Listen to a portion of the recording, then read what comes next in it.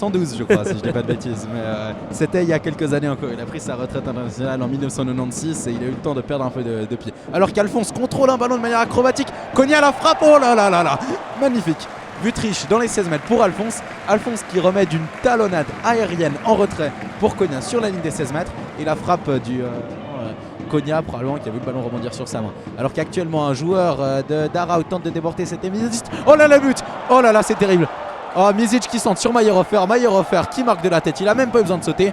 Et Frick qui en se retournant voit le ballon prendre la direction opposée de la sienne. Et le ballon qui rentre dans les buts. C'est l'ouverture du score pour Araut, 1-0 alors qu'on joue la 34e minute. Mayer-Hofer, on l'avait dit, il était redoutable de la tête depuis le début de cette partie. Et justement c'est comme ça que si l'arbitre est sifflé, ça aurait été un coup franc, mais il n'en est rien.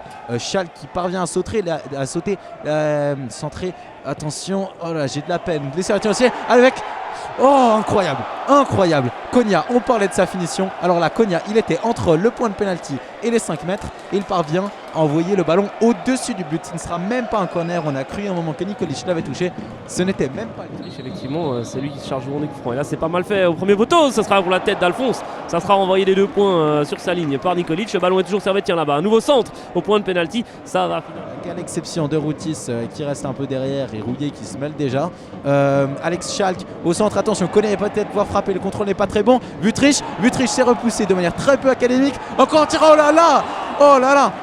C'était qu'est-ce que c'était? C'était Schalke. Encore une fois, décidément, Schalke il n'a pas de chance parce que là il était dans une position très fermée.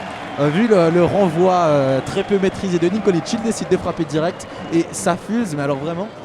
Eh bien, pour moi, en tout cas, il a en tout cas le niveau de la Challenge League, voire même plus si ça se confirme. C'est vraiment pour l'instant une très bonne surprise. Et là, il a le ballon encore avec un débordement sur la gauche. Il va arriver jusqu'à la ligne de fond. Il arrive à centrer hors trait. Goal! Oui!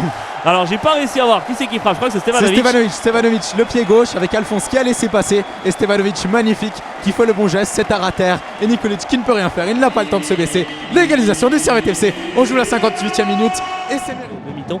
Et c'est bon là, il a bien vu que son défenseur ne l'attaquait pas, du coup il pénètre dans l'axe, il va arriver, un petit relais, 1-2, il va pouvoir frapper, goal!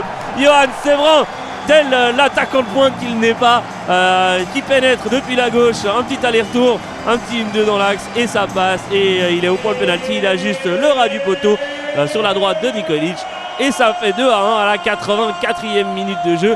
C'est mérité pour Servette, mais si on m'avait dit, j'avais dû pas récupérer par un Argovien, ça traîne là-bas et un gros coup de botte en avant et c'est du 2 contre 1 maintenant pour Servette.